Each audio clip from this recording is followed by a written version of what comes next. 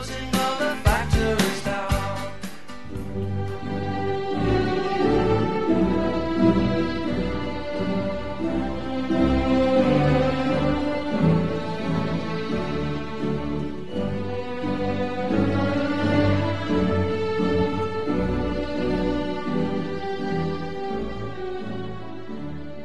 Good morning and welcome. It's the Patriot Radio News Hour. I'm Joe Jaquin, CEO of the Patriot Trading Group. It is Monday. Graduation month is here. I'm exhausted. My son and his school, they graduated last week. I attended more graduation parties than I can count. And it was like being on a cruise ship. You know, where you see the same people, eating and drinking, and then maybe you go on an excursion, right, which is really you get in the car and you drive to another party and you see the same people there, and then you run out of stuff to say to people. Oh, I had the last party I attended was last night. Ended about, I think we left about 8:30. And, congratulations. It's great. But it took it all out of me. I'm out of small talk. I got nothing left to give.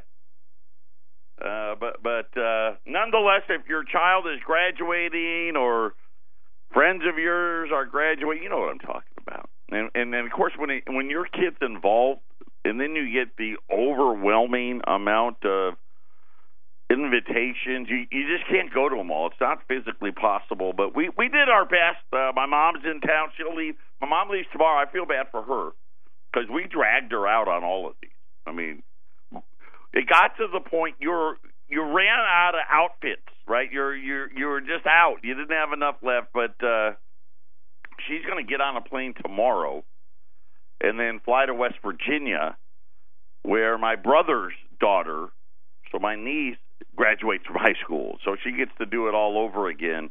But nonetheless, I think I'm through it.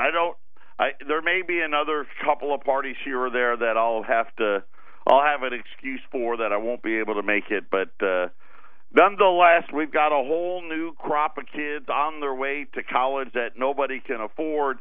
What a great morning we had. Treasury Secretary Steve Mnuchin and Larry Kudlow and Wilbur Ross all out on TV saying that they've done it. They've negotiated with the Chinese and we're going to end the trade war. What did we get? Absolutely nothing. But we'll talk about that. We're going to have to talk about Italy again. I don't like to, but more problems. Get ready. It's going to be a really, really interesting next couple of weeks for the Italians. Talk about a dual currency in Italy.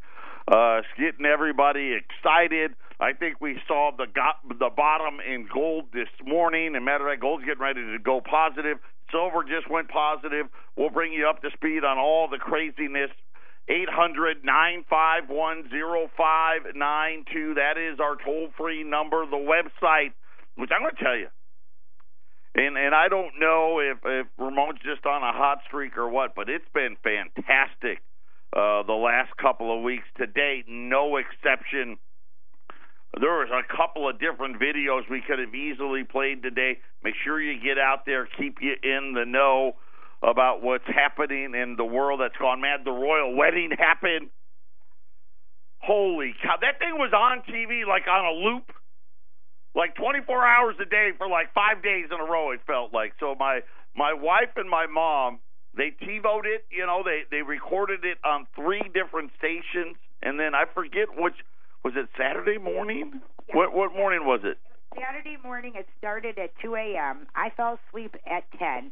Set my alarm for 1:45, got up, texted my sisters, woke them up, and the 3 of us watched the wedding and texted each other at 2 o'clock in the morning. Wow. Come on! I went to sleep 2 to 3, 3 to 4, 4 to 5, 6, 6, 6. It was over at like 7 or 5. I don't know. I was exhausted. It was it's a woman thing. Right, it's an 8 6-hour time difference, between here and there. But yeah, I got up. So Sarah, you know what? I will say this: I'm glad my mom was there because they watched it together. Right. And they, before the party circuit started again. Right. So we were out late Friday on the party circuit. Right. They didn't get up at 2:00, but they got up early. Right. Right. And watched it. I should have TiVo'd it, but my sisters and I sent pictures of each other. You guys are going to laugh. We had hats on. Oh my gosh. We were watching the wedding with our little wedding hats on. The Kentucky or the horse race, not the Kentucky Derby. It was the Preakness. Right. Won again. So we got a potential Triple Crown winner. He's not going to do it because the Belmont is a lot longer than that one. He barely hung on to win this one. So. Right. But yeah, it was a crazy week. There was a lot going on. I had a friend text me on Thursday and said, "Hey, Kath and I are going to be in Phoenix, and they're from Cleveland. He's my friend for 40 years. Okay, 40 years I've known him. So that was just very nice to see him yesterday. And that's about it. There you go.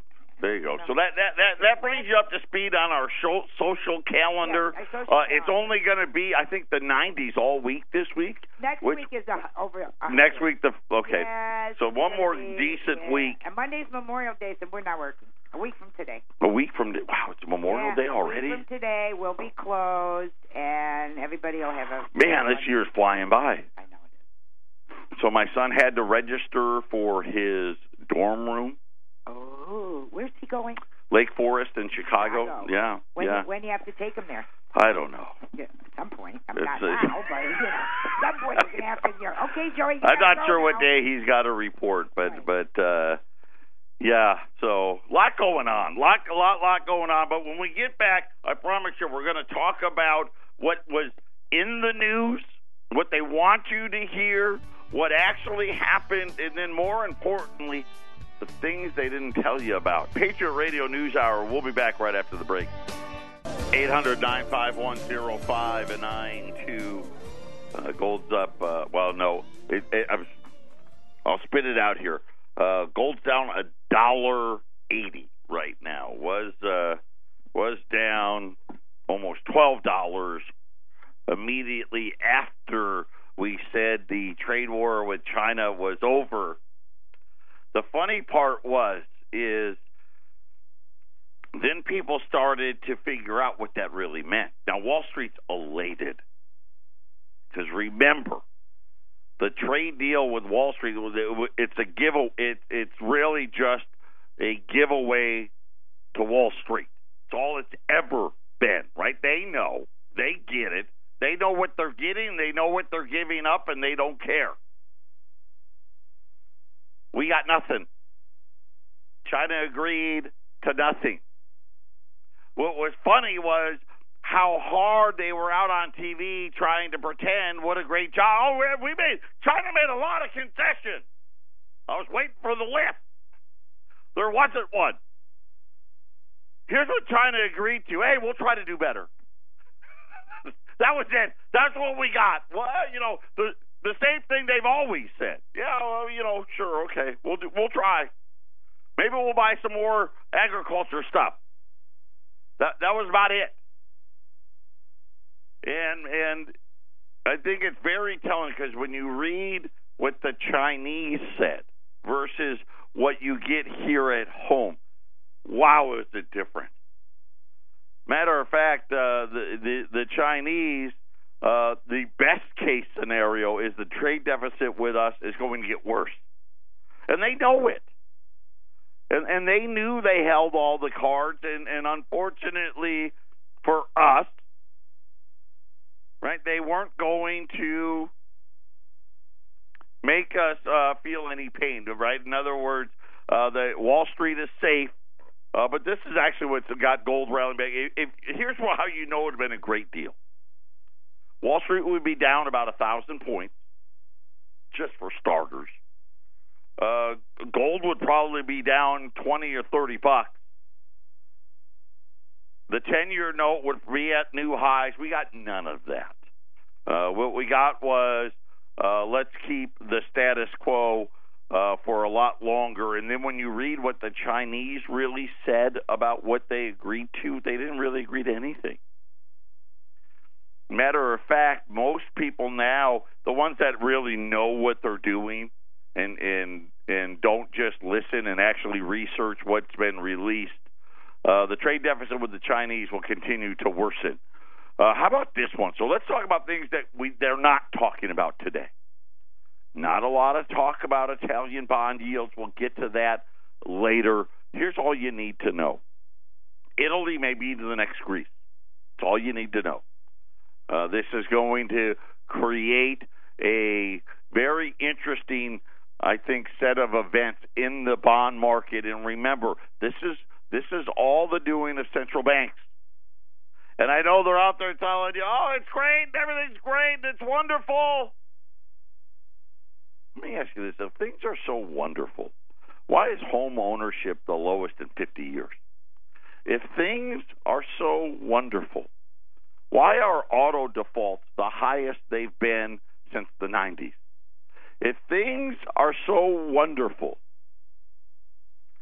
why is it that the 4,788 smaller banks, by the way, we're down to 4,800 banks. Well, 4,888. That's how many banks are left in America. And why is that important? When Ronald Reagan was president, just to put it in perspective, because a lot of the data we're talking about now, we're going back to that time. There was over 16,000 banks. We're now under 5, and it continues to shrink. In the first quarter, so that's January, February, March, the delinquency rate on credit card loan balances at all 4,788 smaller banks, so take out the top 100, spiked to 5.9%, that's enormous. That's actually worse than the peak of the financial crisis for the banks outside of the top 100. The charge-off rate spiked to 8%. This is almost the exact level of the crisis. So the default rates are higher. The charge-off rates, giving another quarter, they're going to be higher across all commercial banks. So if you throw the top 100 back in there, the delinquency rate was sitting at 2.54%. The delinquency rate at the top 100 banks sitting at 2.48. So you can see the banks that matter. We're really down to 100 banks that matter. We got 4,788 banks waiting to be bought by these 100. The large banks, which have been offering a lot of appeal to lure in customers, but they say that the delinquency rate chart for the largest 100 banks is starting to, get ready to rise. The charge-offs rose to 3.73%, which is an indication that the delinquency rates are starting to rise for those banks as well. But how great is it? I mean, think about it. We've got delinquency rates on credit cards. We're back to the crisis again. We've got auto loan rates worse than the crisis. Home ownership levels are at the lowest level since the Reagan era, probably even maybe into the 70s. They're talking about households in America where 40% now cannot live in the middle class. Or, let me restate, don't live in the middle class. And they're saying this is the great, if you want to believe it, this is one of the greatest times around. By the way, stock market's back to even for the year. 51 million households, or 43% of all households, can't afford a basic monthly budget consisting of housing, food, transportation, child care, health care, and a smartphone bill, a cell phone. So let me give you what they just 43% of all households. So figure, look out your neighborhoods. Okay? Every other house, not quite. 6 out of every 10 can't afford a budget comprised of housing, right? So a mortgage or rent, right? You know, rent adjusted if you're at the Federal Reserve. Food, okay? So shelter, food, transportation, and they said transportation. Notice they didn't say car. Bus, right? Uber, Lyft, right? Whatever it may be, any transportation, care of a child. You got to, take care of the kids. Health care, and a monthly smartphone bill. And you know what's funny is that I didn't see electricity in there. Right? I didn't see, outside of health care, I didn't see car insurance, right? I didn't see homeowners insurance or renters. I didn't see any insurance. I didn't see fuel. I didn't see any cable TV. I didn't see any of that. I didn't see a trash, water, property tax. I didn't see any of those things in there, according to data released by the government.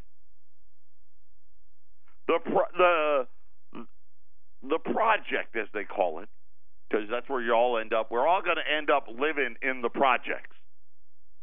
Uses standardized measurements to calculate what they call the bare bones household budget in each county in every state. It maintains that the federal poverty level, currently $25,100 for a family of 4, does not accurately illustrate the number of people living in poverty because it doesn't take into account the dramatically different cost of living across the United States. In other words, what they're saying is this poverty level is nowhere close to accurate. Matter of fact, my guess would be only in the extreme cheapest parts of the country is that number applicable. The magnitude of financial instability in this country has been grossly misunderstood and obscured by misleading averages and outdated poverty calculations. Now, I wonder who would want to do that. And this is what I've been talking about forever. But we just want to pretend it hasn't. Is it just me? Has anybody else seen the spike in homeless? They are everywhere here. And they're growing now. Now they're hanging out. I don't know if you've seen this now. This is new for us. But at the exits of the supermarkets, it used to be they're at every, freeway overpass exit, right? They're all, we know that. But now I'm seeing them at the, as people are leaving the supermarkets. And they're sitting there as you're trying to get onto a side street. And they're just everywhere. It is unacceptable and economically unsustainable for our country to have so many hardworking families not even be able to live paycheck to paycheck. Man, it's incredible when they go through the numbers too. It really is amazing when they calculate that according to their bare bones. This was ghetto, not ghetto fabulous. This was more like ghetto living, right? Bare bones. And a lot of their quote-unquote bare bones, because I looked at the whole report, there's even bare bones. They missed stuff. stuff that probably added up to an extra $300 or $400 a month easy. And they're saying 43% live below that level. And when you start thinking about, this, how is this really going to work? Really, you're getting the bubble signs again everywhere, right? Wall Street's not at an all-time high, but it's 25,000, right? Way too high. You look at housing prices, ridiculous, right? No one can afford one, and now interest rates are rising, so now you really can't afford one. You look at home ownership rates. You look at when you get into the number of people in the workforce, and you start looking inside of all of these reports. You look at inflation. You look at cost of living. You look at all of these reports, and they're all made up. And I hate to use the word made up, but they're made up. And you really start to figure out what's really happening, and it's a slow death. And you have all of these people that have fallen outside of the middle class. Matter of fact, the fastest shrinking part of America is the middle class. Right? The only parts that are growing, right? We got a little bit of growth at the high end, and we got a whole lot of growth at the low end. Patriot Radio News Hour. I've got a bad feeling about how this is all going to end. We'll be back after the break.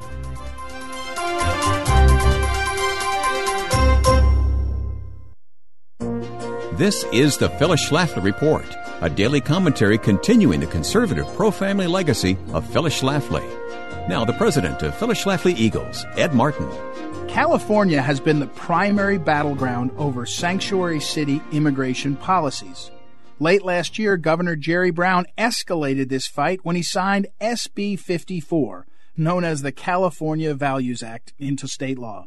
This legislation essentially made California a sanctuary state, vastly limiting who state and local law enforcement agencies can hold, question, and transfer at the request of federal immigration authorities. But many local governments and law enforcement agencies are taking exception to this now statewide policy. The leadership of the Orange County Sheriff Department has been one of the most vocal opponents of this new sanctuary law. On March 26th, Orange County Sheriff Don Barnes took a bold step by announcing that they are now publicly providing information on when inmates are released from custody. An already existing Who's in Jail online database now includes the date and time of inmates' release. This move will greatly enhance communication between federal immigration agents and local law enforcement. Of course, the new information will apply to all inmates, not just those suspected of being in the country illegally. But the goal will ultimately be to assist immigration and customs enforcement. Sheriff Barnes said, "This is in response to SB 54, limiting our ability to communicate with federal authorities, and our concern that criminals are being released to the streets when there's another avenue to safeguard the community by handing them over to ICE." Other Orange County communities are experiencing a similar backlash when they defend the people. The city council in Los Alamitos voted in March on an ordinance to exempt their city entirely from the new state sanctuary law. A few other Orange County municipalities are considering resolutions as well, or other moves to voice their opposition to this law. The Yorba Linda City Council has even agreed to file an amicus brief supporting the Trump administration's suit against California. The Orange County Board of Supervisors has considered a range of potential actions, including even pursuing litigation against their own state. It's encouraging to see boldness from local governments and law enforcement agencies as they fight to defend the rule of law in their home state of California. This has been the Phyllis Schlafly Report from Phyllis Schlafly Eagles. Illegal immigration burdens our schools and social services and opens doors to criminals and terrorists. Outdated visa programs divert jobs from Americans. PhyllisSchlafly.com chronicles these outrageous unfair practices and provides answers. Go online to PhyllisSchlafly.com. Thanks for listening, and join us next time for the Phyllis Schlafly Report. 800-951-0592. We talked a lot about the gig economy, right, and how it's messed up the unemployment claims and jobless claims and unemployment insurance. And there's been another great report that has been done talking about the new gig economy, referring to the increasing list of companies like Airbnb, right? People renting out their rooms.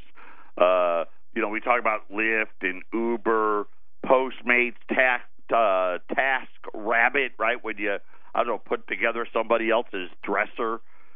They hire temporary workers who, from odd jobs to driving you around.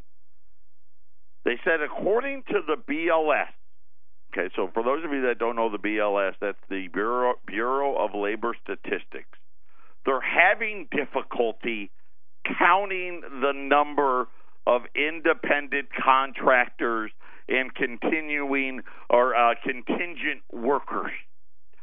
So, first of all, I'm proud of them for admitting that, hey, we're having a hard time counting them. I don't know why you would be. Because when you work for these companies, you're supposed to fill out, I think it's a W-9 or an I-9, right? You got to fill it out so they can send you money. You would think they'd be able to track that. They believe that the gig worker, or now about 34% of the workforce. What? I don't know, right? I'm not sure how. I'm shocked. Is it that big already? They believe that it is going to climb to 43% of the workforce in the next few years. Millions of millennials, they've embraced the gig economy. See, doesn't that sound better? When you say that they've embraced it, and they've got a guy, and he's got a big smile on his face. He's got the window down on his car. He's holding out his cell phone with Uber on it, and acting like, hey, this is the greatest job ever. According to the latest report about this gig economy that the BLS says is having a hard time, well, they use the word difficulty, and actually counting how many people now really work in this gig economy. The latest reports delivered a shocking reality about the average income of these embraced millennials, as they call it, which is much lower than the actual minimum wage across the country. The latest figures from the Economic Policy Institute. Listen, this is it. This is what I keep saying. The good jobs have been replaced by crappy ones. And the problem is you need 3 crappy jobs just to try to not be in poverty. On Tuesday, so you go back last week, they published a report. So they collected all the data, right? They took the W-2 equivalents for all of these drivers. They did it for Uber, okay? So, and I think we would all agree, Uber's probably the biggest of the gig jobs.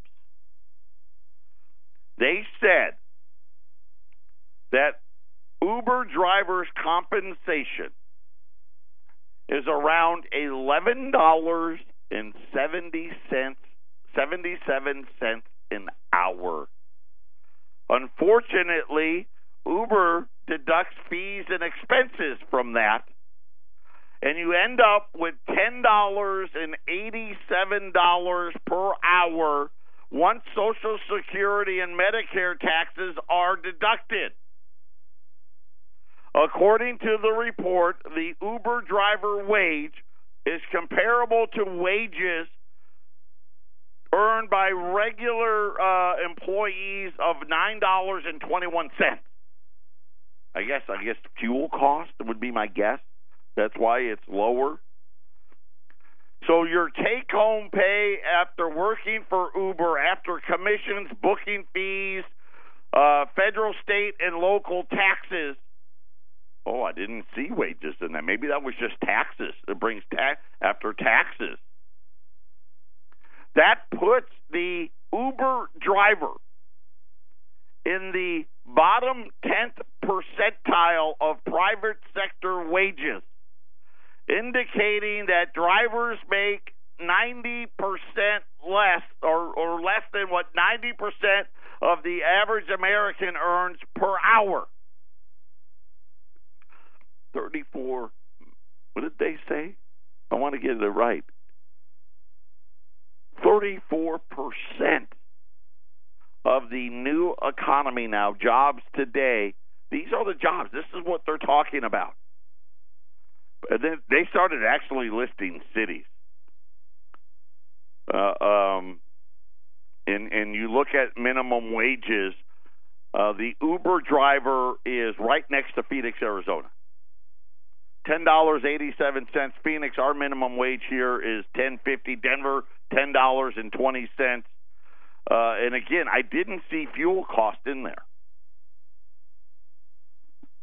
According to the Economic Policy Institute, they said that these types of jobs are now the most prevalent job in America today.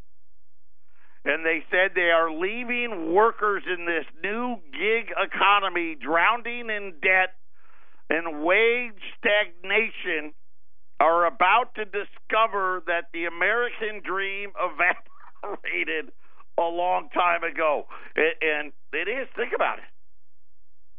I mean, I said, how many times have I said the real heroes to these people out there working all these jobs? I mean, because I believe this. Most Americans, we want to work.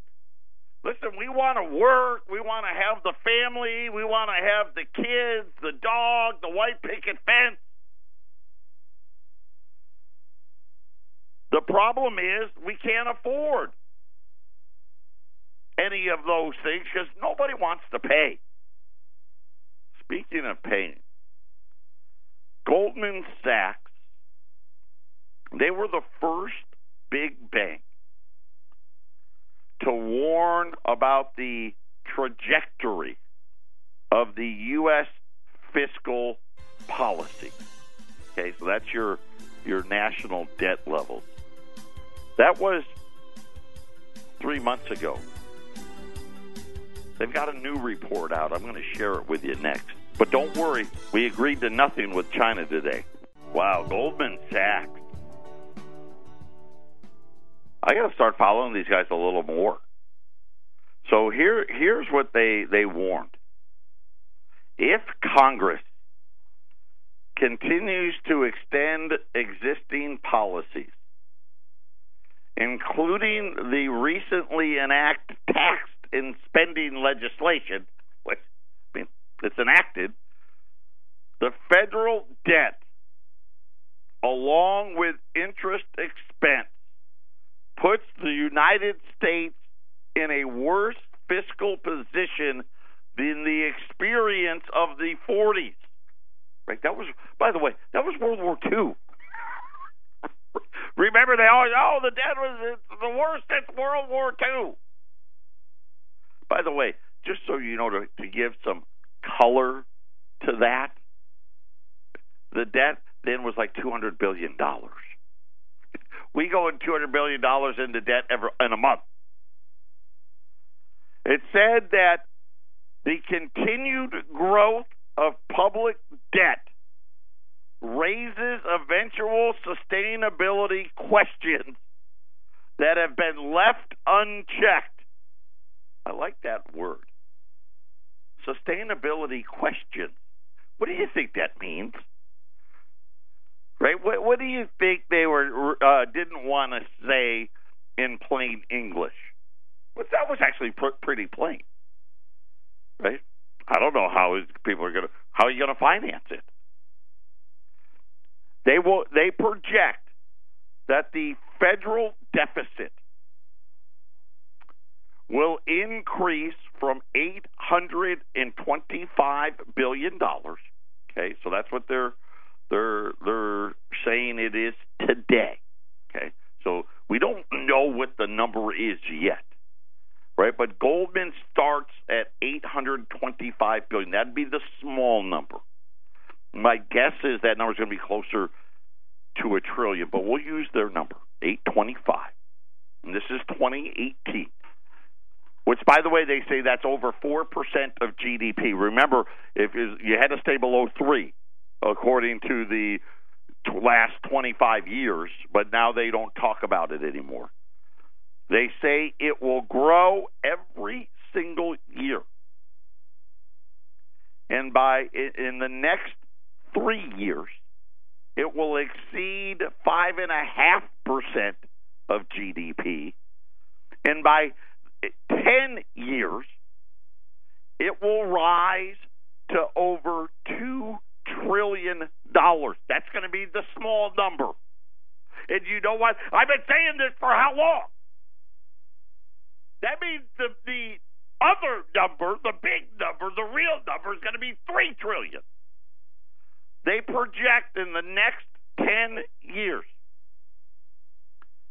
the small number of the debt will exceed 7% of GDP, and that's their baseline scenario. That's the best part. That's not the worst case scenario. That's the baseline case. The baseline case assumes that all expiring tax provisions will be extended, which that's what Congress does, right? They extend them all. And that discretionary spending will only increase slightly further. And again, this is why I said this is their baseline. I don't know why they would say that, because obviously, and I guess part of it, they did give a little color behind that, because we've had such a big increase in that. They're hoping that it'll only be slightly farther from there. And that this is, so here's their 10-year projection. $825 billion to $2 trillion. That is the 10-year projection. That's from the right-wing wacko group called Goldman Sachs, right? The tinfoil helmet wearers from Goldman just got into Double J's camp. Listen, here's the funny part. They actually do tell the truth. They do. They just don't say it on television, right, where they go out and they come out and they send out their analysts and tell you how great your stock return's going to be and make sure you maximize your 401k.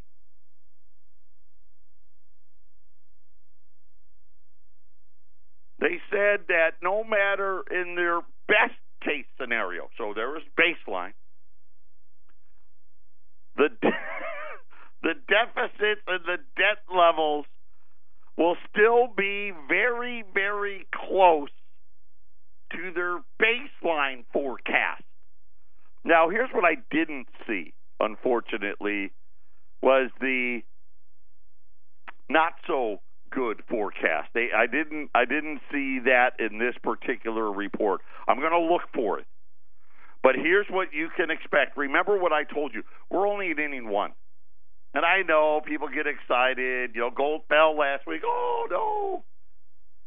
And, of course, I told you that it's really not anything to do with gold. It has more to do with what's happening in the bond markets. And remember, I told you, they think they actually can print out $20 trillion. Is all the central banks of the world. You add it all up, we're about $20 trillion in, that they can just start getting rid of it and nothing bad was going to happen.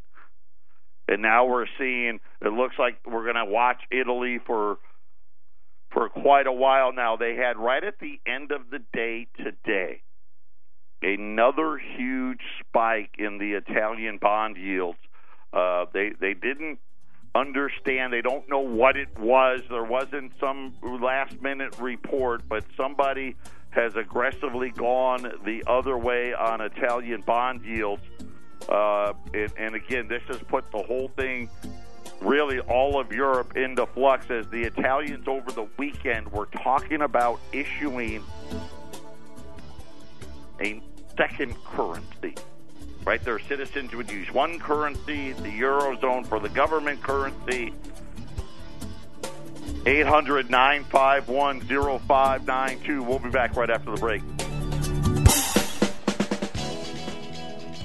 800-951-0592. Today's special, the gold buffaloes. These are the 1-ounce buffaloes. These are the only 24-karat gold coin that the U.S. Mint makes.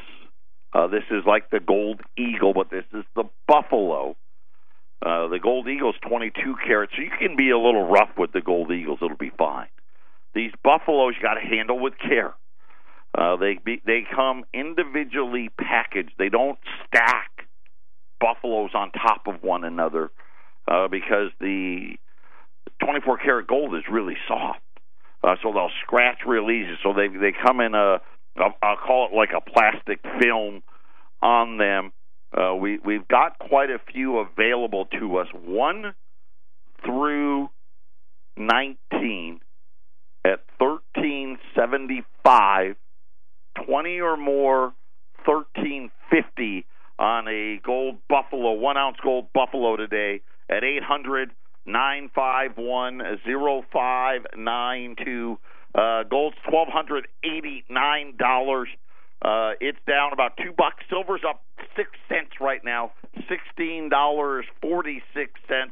The Dow is up 300 points because the trade war with China's on hold. What did we get? Nothing. Yep, that's right. Well, I guess that's not true. We got them to say that they'll try to do better. Yep, they'll try to buy some more stuff from us. Apparently, we went over there, and I don't know what we did. I would assume we'd go over there with, hey, look at all the stuff we make here in America. Look at all this stuff. You got to want to buy some of it. Chinese looked at it and said, no, we don't. We're okay. What do you want to do now? Apparently what we decided to do was call time out. But don't worry, we're going to focus on NAFTA now. If I was the NAFTA country, if I was like Mexico, I'd do that, right? Not a great sign, but they talked real positive today. I want to be fair. Steve Mnuchin came out on the Idiot Box and talked about the great progress, and Larry Kudlow and Wilbur, they all did. Said, no, don't worry. China promised that they're going to be nice, and that it's a win. It's a win for the U.S. Not really, right? And again, I'll be honest with you. I didn't think that was the one that I had the least amount of hope for. I do think we can leverage Canada, Mexico, the NAFTAs, but China had the cards, and they just. It wasn't Trump's fault. He's not the one who negotiated these horrible deals to begin with. He tried to renegotiate. Unfortunately, the Chinese kind of, had us by the you-know-what. This is why you put things away, because eventually you get to this point. And you don't have to believe me. I get it. Listen, do your own research. Right? You can go out. You get that report from Goldman Sachs. They actually tell you their baseline projection for 2028 is a $2 trillion deficit, small number. And that's if nothing goes wrong. 800-951-0592. Patriot Radio News Hour. Have a great Monday. Congratulations to all the graduates out there. At least I think it's congratulations. We'll talk again tomorrow.